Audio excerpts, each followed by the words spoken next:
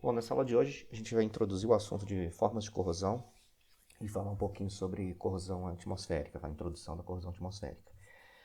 Basicamente, formas de corrosão ou tipos de corrosão são as características morfológicas e fisicoquímicas que similares a determinados sistemas onde a corrosão acontece. E essas características são úteis porque como são características comuns a determinados tipos e sistemas onde a corrosão acontece, a gente pode, reconhecendo essas características, reconhecendo o tipo de corrosão, saber quais são os mecanismos que estão por trás desse fenômeno, e sabendo os mecanismos é possível a gente combater a corrosão, é possível prever a taxa de corrosão do material no meio, é possível gerar um sistema anticorrosivo eficiente para aquela aplicação. Os processos acontecem na superfície, como a gente já comentou, são geralmente heterogêneos. A formação de óxido gera interfaces com o material metálico, gerando ali descontinuidades no material. Mas a importância desse reconhecimento, desse mecanismo, dessa forma, ela vai nos dar características rápidas, condições rápidas de combater o processo corrosivo e de prevenir que o processo de corrosão continue acontecendo. É uma forma de atacar o problema na raiz sem gerar grandes perdas de tempo e perdas financeiras, porque não sabendo qual que é o tipo de corrosão, não reconhecendo a característica, não sabendo as principais características desse sistema, a gente pode atacar a causa raiz errada, não seja a causa raiz, pode atacar uma causa errada e não vai gerar uma proteção efetiva, além de perdas de recursos econômicos e financeiros. Bom, existem algumas classificações ligeiramente divergentes, mas existem uma grande similaridade entre as principais formas de corrosão. Eu vou trazer para vocês aqui duas classificações em dois sistemas diferentes. O primeiro é um handbook da ASM, Associação Americana de Materiais, que ele traz uma certa divisão em corrosão generalizada e alguns tipos de corrosão localizada. Então, como tipos de corrosão generalizada, esse handbook classifica como corrosão atmosférica, corrosão galvânica generalizada. É possível ter a galvânica localizada também, mas geralmente ela acontece de forma generalizada. Corrosão por corrente de fuga, corrosão biológica, corrosão do metal em contato com sal ou em metais fundidos, corrosão em alta temperatura. Aqui a gente tem processos corrosivos isentos de umidade, isentos de água. É uma reação direta do material metálico com o agente oxidante no estado gasoso. E formas de corrosão localizada. A diferença é que na uniforme ou generalizada, toda a superfície exposta do material, toda a superfície que está em contato com o agente corrosivo, vai sofrer a corrosão na mesma intensidade. A localizada, uma superfície totalmente exposta, a corrosão vai acontecer num ponto pequeno. Essa questão de grande ou pequeno, área grande ou área pequena, isso é relativo. Depende da área exposta, depende da região afetada. Se a gente tiver eletrólito ou meio corrosivo em contato com essa superfície e a corrosão acontece aqui, mesmo que seja numa área grande, ela não acontece em toda a área exposta, é considerada localizada. Se toda a área exposta sofre o processo, é considerada corrosão generalizada ou uniforme. Os principais tipos de corrosão localizada são a corrosão filiforme, corrosão por placas ou alveolar, corrosão intersticial, corrosão por pitch, a biológica localizada. Aqui existe uma similaridade entre as duas, porém o ataque aqui é em toda a superfície exposta ao agente biológico, aqui é numa área pequena, onde o agente biológico está exposto. Ele está exposto na área toda, mas uma pequena área sofre processo corrosivo. Corrosão localizada por influência de metalúrgica, aqui a gente tem uma corrosão localizada que só depende do material e do meio ambiente. Aqui a gente tem um terceiro fator, além do material e do meio ambiente, que é levado em consideração. Então existe a corrosão intergranular, corrosão no contorno de solda, corrosão seletiva, onde a gente tem a perda do zinco em ligas de latão e a perda de material ferroso em ligas de ferro fundido, sobrando ali o grafite, que seria a grafita, né? A fração rica em carbono do ferro fundido. Então aqui é perda de zinco e aqui é perda de ferro, sobrando o grafite, né, na superfície exposta. Esse nome grafitização é dado porque na superfície fica com uma cor típica de grafite e esse grafite ele suja a mão, ele suja o ambiente como se fosse um pedaço de grafite mesmo. A corrosão associada à solicitação mecânica, então a gente tem material, meio ambiente, mais fator mecânico, mais esforço, né, mais aplicação de força. A gente tem erosão, corrosão por atrito, chamada de frit corrosion, cavitação e fadiga. Corrosão induzida pelo meio ambiente, a gente tem corrosão sob fadiga, fragilização por hidrogênio, são tipos de corrosão que um terceiro fator atua além do material e do meio ambiente. Agora, a classificação de acordo com o livro do Vicente Gentil, ela tem esses tipos de corrosão principais do handbook da SM, mas ela traz assim, uma pequena divergência em relação aos nomes. Ele classifica como corrosão uniforme, corrosão por placas alveolar e pitch, todos esses três aqui podem ser considerados como pitch. Corrosão intergranular, corrosão transgranular, corrosão filiforme, já tem outra similaridade com a classificação da SM, a grafítica, a densificação também, similaridade com o handbook da SM. Empolamento por hidrogênio é a fragilização por hidrogênio. Corrosão em torno do cordão de solda é a corrosão na região de solda da outra classificação. É um pouco mais enxuta a classificação do livro do Vicente Gentil, mas os principais tipos estão presentes nessa classificação também. Aqui um desenho esquemático e uma imagem. A gente tem um desenho esquemático na parte inferior e uma imagem do tipo de corrosão. Então, mostrando aqui a corrosão uniforme, o material base, toda a superfície exposta sofrendo o processo corrosivo. Corrosão por placas alveolar ou por pitch são similares, o que muda é a característica do orifício que é gerado. A corrosão em placas formam-se regiões atacadas com baixa profundidade e largo de um diâmetro maior, então forma como se fosse uma placa. Aqui a gente pode ver uma imagem mostrando algumas placas que são formadas. A corrosão alveolar, o diâmetro e a profundidade são mais ou menos parecidos, então ficam parecendo aqui pequenas esferas, pequenos alvéolos. E a corrosão por pitch, o diâmetro é muito pequeno e a profundidade é grande. Os três mecanismos, pitch, alveolar ou placas, são muito similares como mecanismos de atuação. Alguns fatores metalúrgicos na liga mudam a propagação dessa corrosão. Se ela é muito intensa na região de cima para baixo e o diâmetro pequeno é classificado como pitch. Se ela é mais na lateral e menos profundidade, é classificado como placas. Aqui uma imagem da corrosão intergranular. Ela acontece por ataque do meio corrosivo no contorno do grão. Vocês podem observar aqui uma micrografia feita numa liga revelando o contorno do grão, e vocês podem observar que na imagem que o processo corrosivo ele acontece somente no contorno do grão. O grão metálico permanece intacto e o material depositado no contorno do grão vai sofrendo um ataque corrosivo. A transgranular é um pouco similar à intergranular, com a diferença que esse tipo de corrosão, a corrosão ela se propaga na forma de uma trinca, porém ela corta o grão ao meio. Então aqui teria, por exemplo, um grão cristalino, a corrosão ela corta o grão ao meio. A propagação dessa ela é através do contorno do grão, ela vem contornando aqui, somente o material do contorno de grão é atacado. A corrosão filiforme ela vai acontecer em revestimentos em materiais metálicos revestidos com tinta, com polímero na superfície. Ela gera uma corrosão abaixo da camada de revestimento, com uma propagação na forma de pequenos filamentos, por isso que recebe esse nome de filiforme. Parece raiz de planta que vai crescendo em diversas regiões.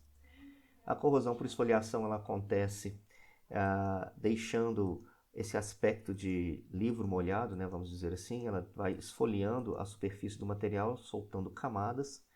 Aqui uma imagem da corrosão grafítica ou grafitização, onde uma peça de ferro fundido, o ferro componente do ferro fundido, ele é oxidado e resta na estrutura um material mais rico em grafita. Por isso esse nome de corrosão grafítica, com essa coloração mais característica de nódulos de grafite. A desensificação acontece em ligas de latão, onde o cobre e o zinco são os constituintes principais. O zinco reage com o meio ambiente, deixando o cobre na liga, deixando a liga mais rica em cobre. Então vocês podem observar aqui uma coloração mais característica de castanho avermelhado, mais característica das ligas de cobre, enquanto que aquela cor mais amarelinha do latão vai deixando de ficar presente. O problema desse tipo de corrosão é a alteração da propriedade mecânica. As ligas de latão, elas têm uma propriedade mecânica diferente das ligas de cobre. Isso pode gerar um problema de comprometer o funcionamento da peça. Aqui uma imagem do empolamento por hidrogênio, ou fragilização por hidrogênio, onde o hidrogênio atômico ele consegue penetrar na estrutura cristalina e depois ele se combina ou em vacâncias da estrutura cristalina, ou até mesmo com constituintes da estrutura cristalina, formando moléculas gasosas, o que gera um aumento da pressão interna muito grande dentro da estrutura cristalina. Isso gera uma deformação permanente, em alguns casos até uma trinca frágil no material metálico. A corrosão em torno do cordão de solda, ela vai acontecer aqui próxima da ZTA, que está representando duas chapas soldadas. Ocorre uma alteração metalúrgica na liga e a liga deixa de cumprir o seu papel de liga resistente ao processo corrosivo. A região da ZTA fica pobre de elemento de liga. A gente está falando aqui basicamente de aço inox, onde há uma precipitação do cromo que deveria ficar na liga como agente inoxidável, né, como agente que forma a liga inoxidável. E com a precipitação dele, essa liga fica empobrecida, acontece uma corrosão na região de solda, o material é transformado de inox para material comum. Vamos falar um pouquinho da corrosão uniforme e depois a gente vai falar dos demais tipos de corrosão. Bom, como eu já comentei com vocês, a corrosão uniforme ela vai acontecer em toda a superfície. Ela é uma reação direta do meio ambiente com o material metálico. Muito típico a reação do oxigênio dissolvido em água ou do oxigênio gasoso na superfície do material metálico. É o tipo de corrosão mais comum que a gente conhece, que a gente observa em portão, em veículos, em embarcações. Ele tem uma taxa de corrosão alta, se a gente for pensar em massa por tempo, porém a redução da espessura ela não é tão brusca quanto outros tipos de corrosão. Uma vez que toda a superfície está exposta, a alta taxa de corrosão em massa se dá pela grande área exposta, porém, se a gente for analisar em termos de penetração aqui em profundidade, é um processo lento, corrosivo, ele não é acelerado por nenhum outro fator externo, e a gente tem aqui uma certa, a gente pode chamar de uma baixa taxa de corrosão, vai depender do material, obviamente. Uma outra característica é que o produto de corrosão ele pode atrapalhar o processo corrosivo. Se ele ficar na superfície na forma de um material sólido, principalmente ligas que contêm elementos que formam óxidos densos, isento de poros, isento de trincas e com alta adesão ao substrato metálico, essa camada de produto de corrosão ela se torna uma barreira física ao processo corrosivo, reduzindo a taxa de corrosão.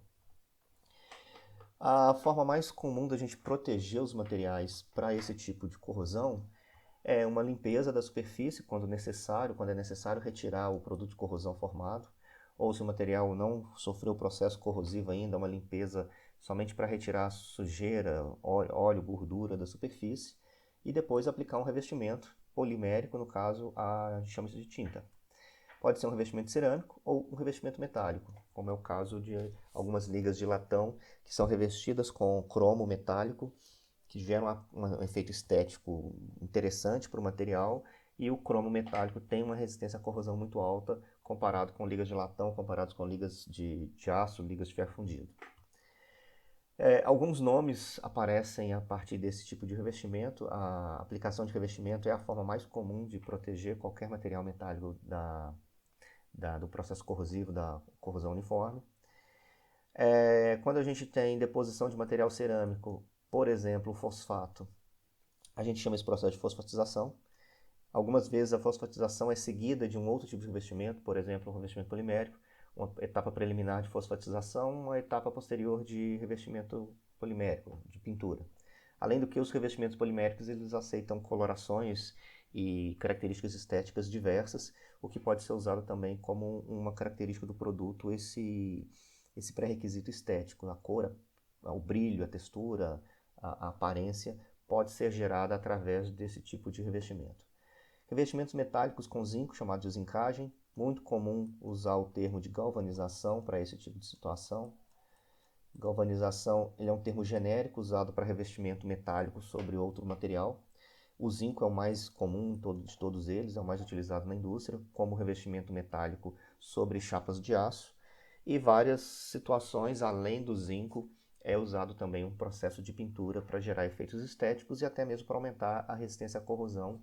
O zinco fica como sendo uma das etapas, uma das camadas do processo de proteção. A cromagem é o revestimento de cromo sobre a superfície. No passado era muito comum usar elementos cromados em veículos, automóveis, bicicletas, motos. Tinha um efeito estético, um apelo estético muito interessante. Hoje em dia isso não é tão usado mais, mas existem algumas aplicações ainda com cromagem e principalmente para acabamento interno de construções, louças sanitárias e peças para cozinha. Tem um revestimento cromado sobre ligas de menor valor agregado, como liga Zamac, que é uma liga de zinco magnésio, e ligas de latão ou até mesmo ligas de aço. E por fim, a tinta, que é a pintura, que é o nome comercial dado para revestimentos poliméricos de uma forma geral.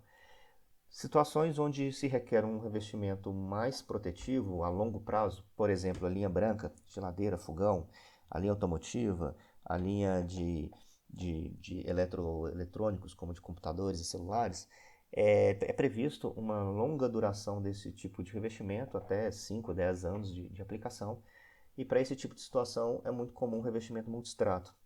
Uma chapa metálica, uma peça metálica seguida de um revestimento de fosfato, uma peça metálica revestida com zinco, revestida com fosfato, revestida com uma, duas, três camadas de tinta. Esse pacote é hoje uma das formas mais comuns para alta proteção contra o processo de corrosão atmosférica. Para aquelas aplicações onde o investimento se paga, onde a garantia é alta de vários anos, de 5, de 10 anos no processo corrosivo. Hoje a indústria automotiva tem por garantia no processo de pintura 8 anos, 10 anos. Na prática, na média, os automóveis eles conseguem, com um certo nível pequeno de manutenção, ser resistentes ao processo corrosivo por 15 anos, por 20 anos.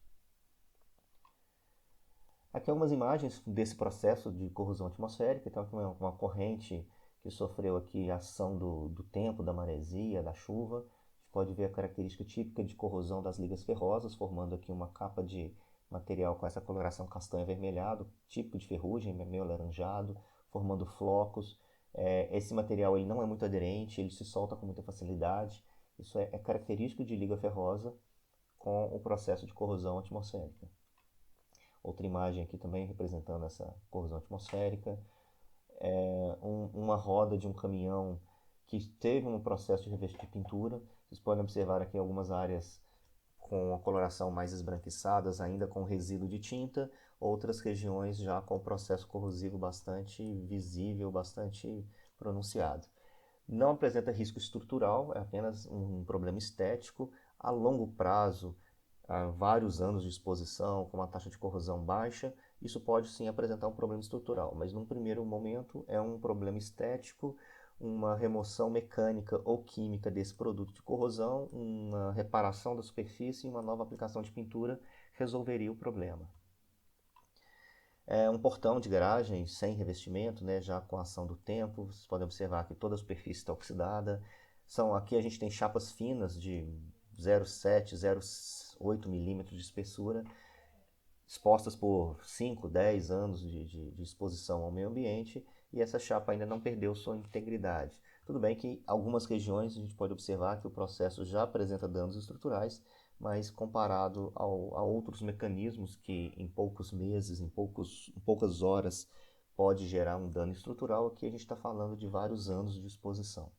É um processo lento e gradativo, principalmente em climas onde há uma alternância entre clima seco e clima úmido, com baixa proporção de clima úmido. Por exemplo, como é em Belo Horizonte, a gente tem períodos chuvosos que não são tão intensos assim. Outras imagens de estruturas pintadas como proteção contra o processo corrosivo.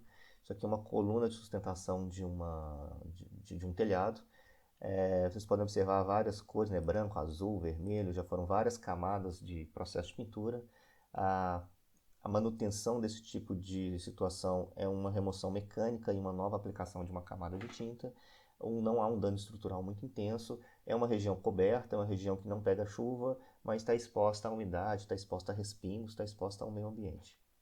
A gente pode observar que várias regiões apresentam a coloração típica de corrosão de ligas ferrosas. Aqui é uma coluna de aço estrutural que não tem uma característica de resistência muito alta à corrosão, mas com a corrosão atmosférica ele consegue durar alguns anos, alguns bons anos. O grande problema, como eu já mencionei, é a questão estética, que é feio esse produto. Então a gente remove essa capa estragada de tinta, remove mecanicamente essa tinta e aplica a tinta de novo. Uma nova camada de tinta que é um revestimento considerado protetor por alguns anos. O processo de pintura simples, monocamada, com tintas intermediárias, de qualidade intermediária, garante 2, 3, 4 anos de durabilidade de um produto, depois precisa fazer uma certa manutenção. Se for feito um pacote multicamada, com tinta epóxi, como é o caso da indústria automotiva e da indústria da linha branca, a gente consegue um tempo bastante prolongado de exposição ao meio ambiente. Mas o custo nem sempre se paga.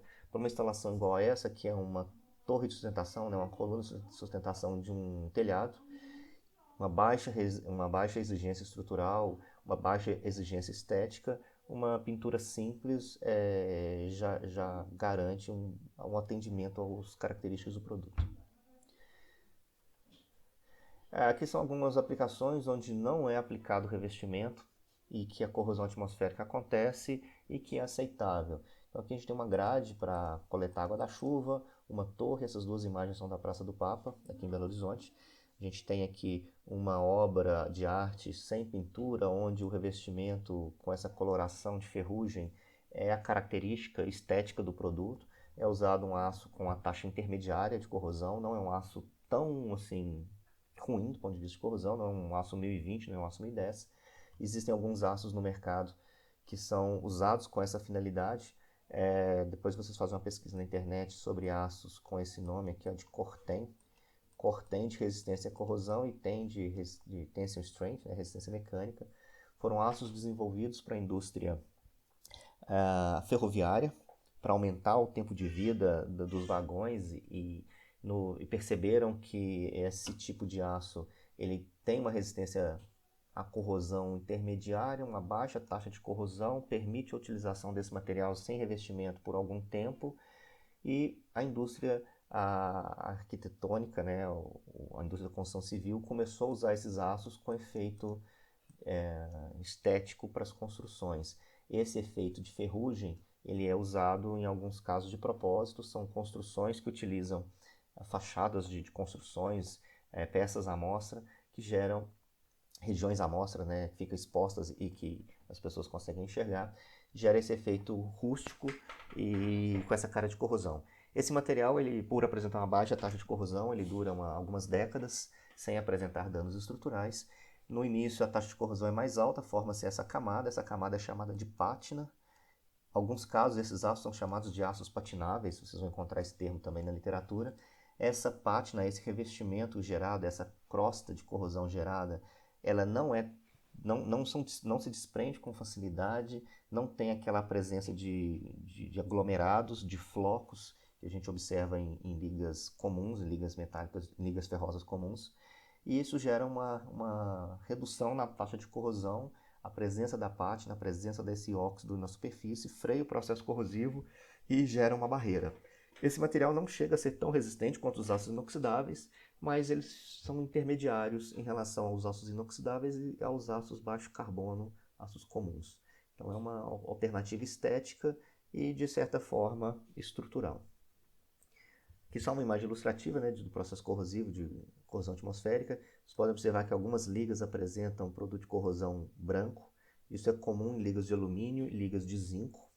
Essa coloração castanho avermelhado é típica de ligas ferrosas, mas o comportamento dos materiais eles não são muito diferentes. Ele sofre um processo em toda a superfície. O produto de corrosão, se fica na superfície, se tem uma certa aderência, ele pode atrapalhar um pouco o processo corrosivo, frear a taxa de corrosão, mas gera um defeito estético muito grande. Nem sempre o problema é estrutural, algumas vezes o problema da corrosão é puramente estético. A corrosão uniforme ela vai acontecer de acordo com o meio ambiente. Um meio ambiente bastante comum que o processo de corrosão uniforme acontece é a corrosão atmosférica.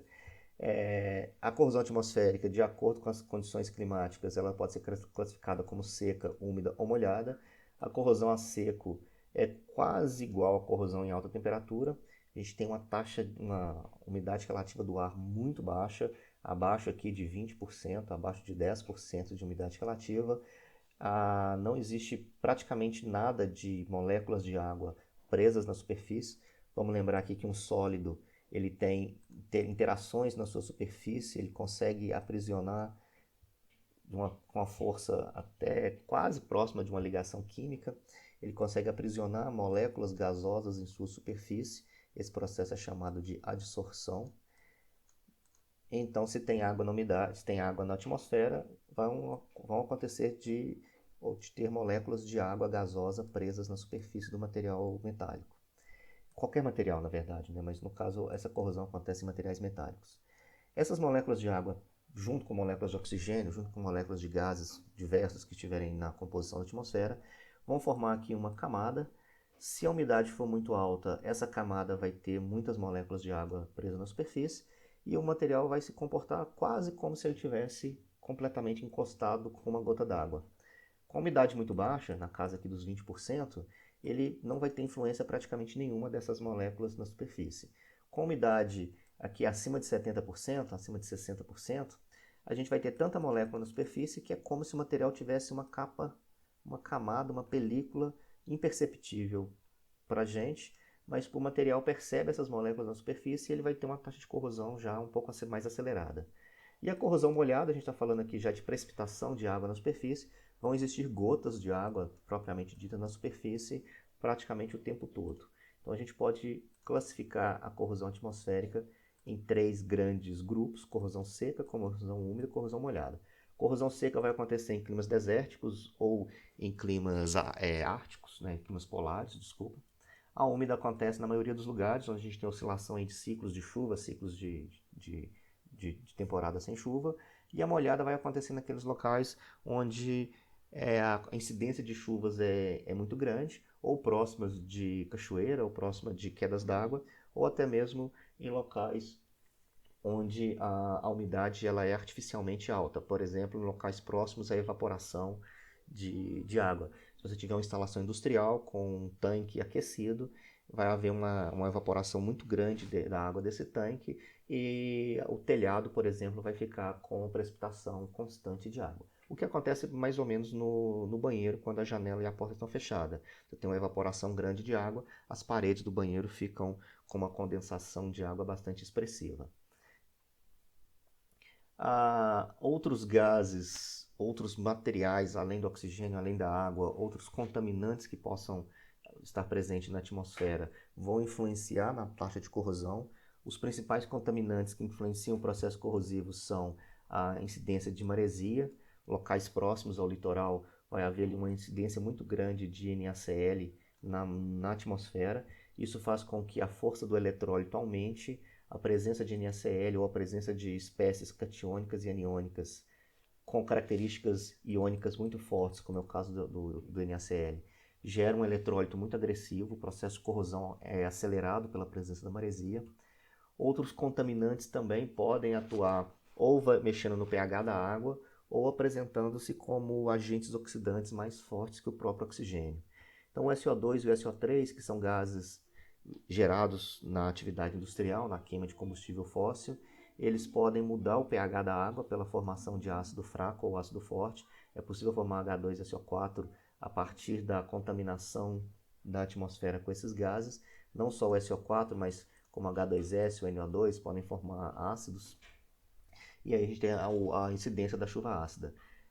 Locais onde o pH é mais ácido, abaixo de 7, a gente tem uma solução capaz de estabilizar melhor as espécies catiônicas. Isso faz com que o equilíbrio do processo corrosivo seja deslocado.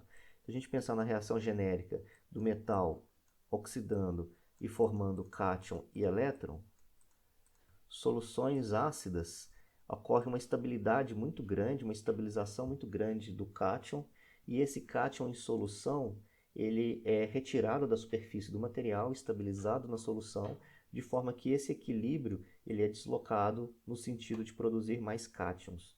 O resultado disso é o aumento da taxa de corrosão. Locais com pH mais alcalino, a solubilidade desses cátions ela é bastante reduzida, principalmente em pHs muito acima de 8, e aí como não há um consumo desse cátion, como não há um consumo desse produto da reação, esse equilíbrio ele perde força e ele vai apresentar uma taxa de corrosão menor porque não tem um consumo do produto. Se a gente consome demais os produtos gerados no processo corrosivo, em qualquer reação química, se após a reação o produto ele é consumido, a produção ela é intensificada, o equilíbrio é deslocado no sentido de produzir mais produto. Isso aqui é uma lei básica da cinética química. O equilíbrio da reação ela se mantém a partir da alta concentração dos produtos. Quando a concentração dos produtos é baixa, a constante de associação, né, a constante da reação química, ela é mais intensa. Aqui eu estou mostrando para vocês alguns ensaios que simulam a corrosão atmosférica, são ensaios de exposição, são considerados não acelerados. A gente tem algumas normas que determinam o tamanho de corpo de prova, inclinação, posicionamento desses painéis que são expostos à atmosfera. Basicamente a gente tem amostras do material pintado, revestido, sem revestimento, com proteção temporária por óleo, enfim, o material que você quiser testar, ele é exposto nesses painéis. Esses painéis têm uma inclinação típica de 30 a 40 graus de inclinação, de forma que quando chover a água não vai ficar tão aprisionada, mas também não vai passar direto se fosse a 90 graus. Se ele estiver completamente aqui deitado, vai acontecer o aprisionamento de água e não vai ser tão representativo. Ele pega aqui um meio termo que representa os materiais de uma forma geral sendo expostos à atmosfera. E aí o local onde esse material é colocado, ele vai medir a atmosfera daquela região. Por exemplo, se a gente for medir a taxa de corrosão ou a resistência que o material tem a um clima, a uma atmosfera com contaminante industrial, esse painel vai ser colocado numa cidade com alta atividade industrial ou num local da cidade que tem alta atividade industrial. Por exemplo, aqui em Belo Horizonte é possível a gente fazer esse tipo de comportamento ali na região da Mannesmann. Se eu quero medir o comportamento dos materiais e dos revestimentos protetivos à maresia, esse painel vai ser colocado numa cidade litorânea. Se eu quero medir o comportamento na região ali da Amazonas, onde está o Cefet, esse painel vai ser colocado no teto do Cefet para medir a taxa de corrosão naquele local. É um ensaio de exposição natural, o material é exposto ao meio ambiente, é exposto à atmosfera e fica ali pegando chuva, pegando sol, de acordo com o clima local. É um ensaio lento, um ensaio demorado, são meses de avaliação, são anos de avaliação, mas ele vai ter uma resposta bastante fiel ao comportamento desse material a esse meio corrosivo. Aqui uma dessas normas, né, a norma ABNT 6209, a versão que eu peguei para mostrar para vocês, a versão de 2007, corrosão atmosférica, materiais metálicos, ensaio não acelerado. Então é ensaio de exposição natural do material ao meio ambiente. A gente tem acesso às normas da ABNT através da biblioteca do Cefet. É possível acessar essas normas enquanto o contrato com o Cefet está vigente, é possível acessar. Ou é possível comprar diretamente a norma do site por R$ 52. Aqui a gente tem o objetivo da norma, né? Essa norma estabelece ensaio não acelerado, materiais metálicos sujeitos à corrosão atmosférica a céu aberto, com a finalidade de ser obtido dados comparáveis. Então é um ensaio de exposição natural. Existem ensaios acelerados, como é o ensaio de nevossalina ou salt spray, que é um nome bastante usado no mercado. Esse tipo de ensaio, ele simula uma atmosfera com umidade relativa de 100%. Então aqui acontece a precipitação contínua de água na superfície, de eletrólise na superfície do material metálico. É feita uma solução com NaCl 3,5% e isso aqui é colocado, o material é colocado nesse ambiente, é um ambiente fechado, é uma câmara selada. Dentro dessa câmara, uma bomba de pressão joga um jato de solução sobre um anteparo, gerando assim uma névoa. É uma névoa parecida com o que a gente vê em cachoeira, na queda d'água, quando a água bate na pedra com muita força, solta aquela fumaçazinha, aquela névoa de água. Aqui é uma névoa artificial feita com a solução eletrolítica bastante forte.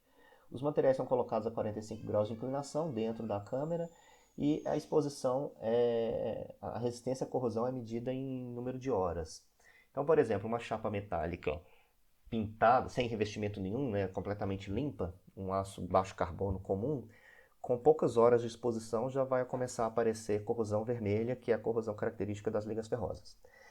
A peça com revestimento temporário, por exemplo, uma chapa metálica com óleo protetor, o óleo ele é usado como revestimento temporário, por exemplo, a Usiminas fabrica a bobina de aço, manda para a indústria que vai fazer a estampagem, durante o processo ali de 1, 2, 3 dias de transporte, 2, 3 dias, uma semana de armazenamento, esse material não pode apresentar corrosão. Só que logo depois da estampagem, essa peça vai ser pintada, por exemplo. Só que ela só pode ser pintada depois da estampagem, não tem como pintar antes. Então esse óleo ele fica como um protetivo temporário. Depois que a peça está pronta, passa por um processo de lavagem para retirar esse óleo. E o óleo depois ele é retirado na etapa de lavagem, depois essa peça é pintada. Bom, e aí depois que esse óleo é removido no processo de lavagem, a peça pode ser pintada.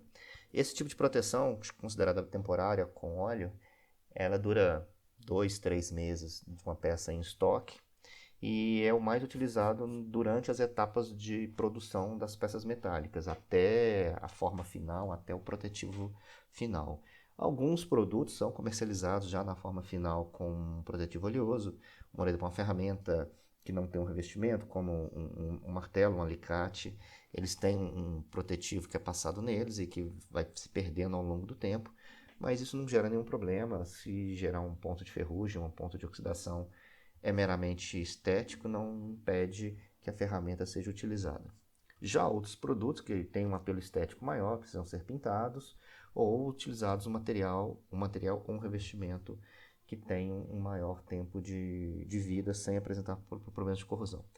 Bom, então voltando aqui para a nevosalina, é controlado o tempo que o protetivo protege a peça sem apresentar o foco de corrosão. O protetivo temporário vai resistir, o óleo, né, vai resistir aqui uma nevosalina por um dia, por 2 dias, por 24, 48 horas. Uma peça revestida de zinco. O zinco oxida, forma produto de corrosão branco, mas ele vai protegendo a chapa de aço, ele vai atuar ali como metal de sacrifício, porque o eletrólito vai acabar entrando em contato com os dois materiais. Enquanto o zinco está revestindo a peça como um todo, gerando um filme contínuo sobre a peça metálica, no caso uma peça ferrosa, ele vai atuar como uma barreira física.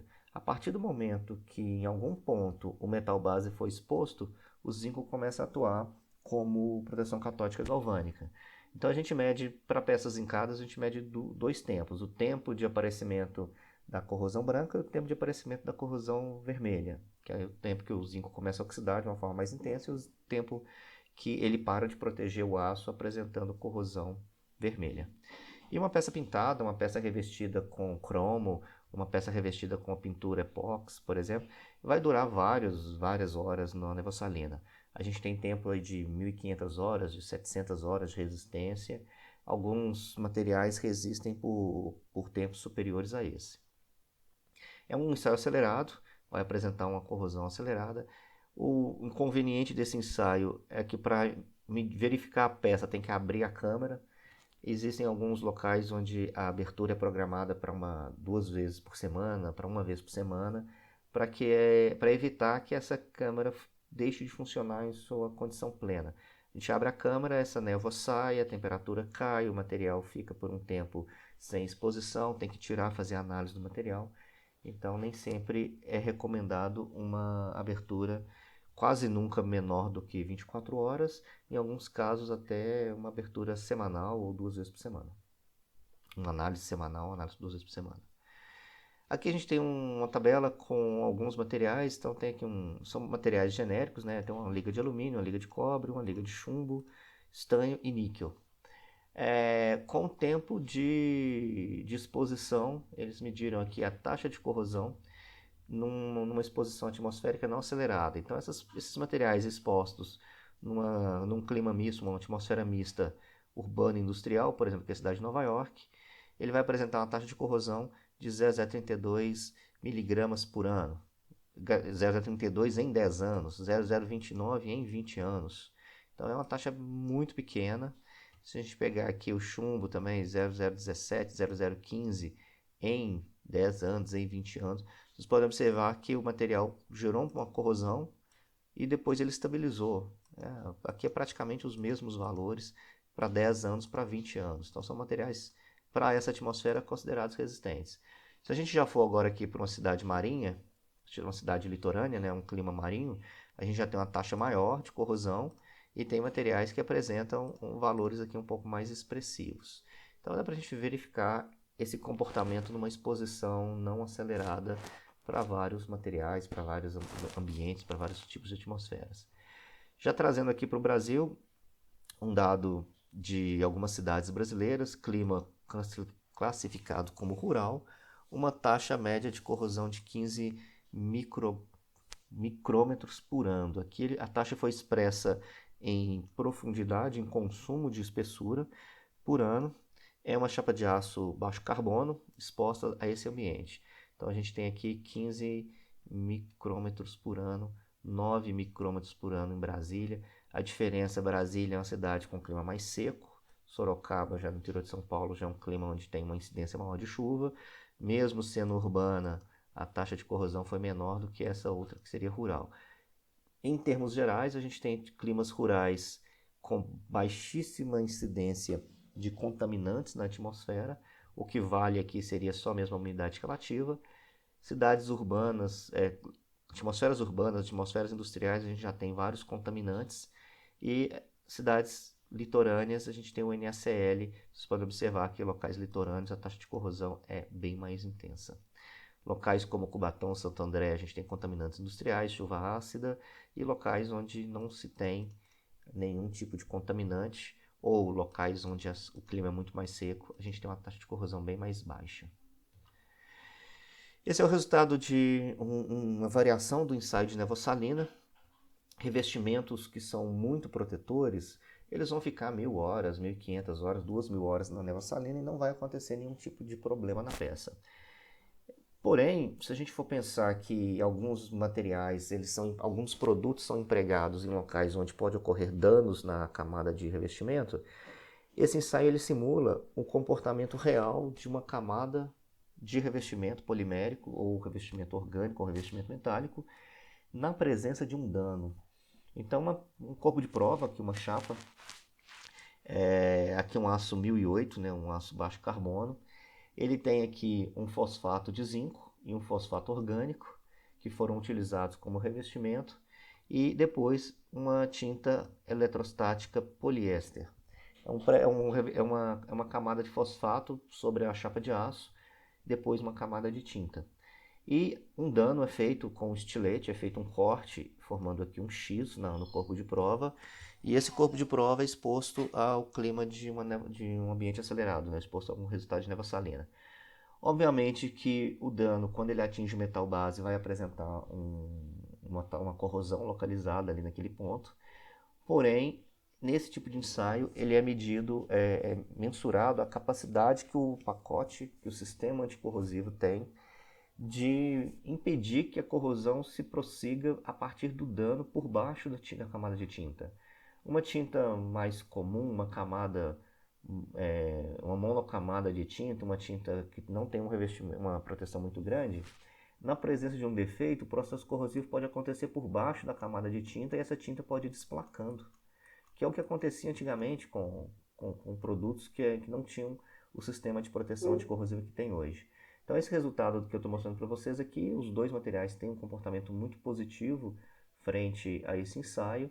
Foram 500 horas de exposição de nevassalina e além do dano, a gente não observa, além do dano provocado pelo estilete, a gente não observa nenhum outro tipo de inconveniente. Não há desplacamento da camada de tinta próximo aqui do defeito.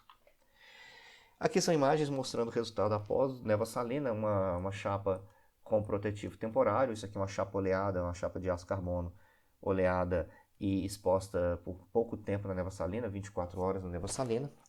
Esse aqui já é um produto industrial, um revestimento industrial chamado Going Water, que foi aplicado no teste de nevassalina comparado com outra tinta. Então vocês podem observar que essa tinta teve um certo grau de corrosão branca proveniente de zinco e de alumínio da própria composição do revestimento. E em comparação, no mesmo tempo de exposição, esse outro revestimento aqui, não, não tive informações a respeito de qual que é o sistema, não lembro de pegar o sistema que ele utilizou, mas ele comparando aqui um tipo de tinta, um tipo de pintura comparado com outro tipo de pintura. Aqui o resultado já com bastante foco de corrosão e aqui a gente não observa foco de corrosão nenhum. E aqui embaixo um parafuso zincado, mostrando aqui um pouco da corrosão branca que acontece no zinco, mas o que eu trouxe para vocês aqui para mostrar são as quinas já com corrosão vermelha. Aqui já seria o tempo considerado já de limite de resistência do revestimento zincado. Ele apresentou um certo grau de proteção, mas a partir de determinado tempo de exposição à neva salina, ele já começa a permitir a corrosão vermelha, que indica que o sistema de proteção catódica do zinco já não está mais plenamente funcionando. Então seria um resultado já de encerramento da prova. Por exemplo, isso aqui poderia ter durado 700 horas na neva salina. Para cada tipo de revestimento de zinco, ele pode ser por imersão a banho a quente, né? Imersão a quente em zinco fundido, ou depositado eletroliticamente, dependendo da espessura, dependendo da forma de revestimento, existe já um padrão de resistência à neva salina. Alguns vão ser 300 horas, alguns vão ser 700 horas, vai depender da espessura. E os sistemas de deposição eletrolíticas costumam ser mais eficientes do que os sistemas de revestimento por imersão a quente. Ele tem um tempo de resistência à neva salina maior quando é depositado eletroliticamente. Bom, era isso que eu tinha para vocês. No próximo vídeo a gente continua falando de corrosão uniforme e a gente vai falar também dos outros tipos de corrosão. Aquele abraço.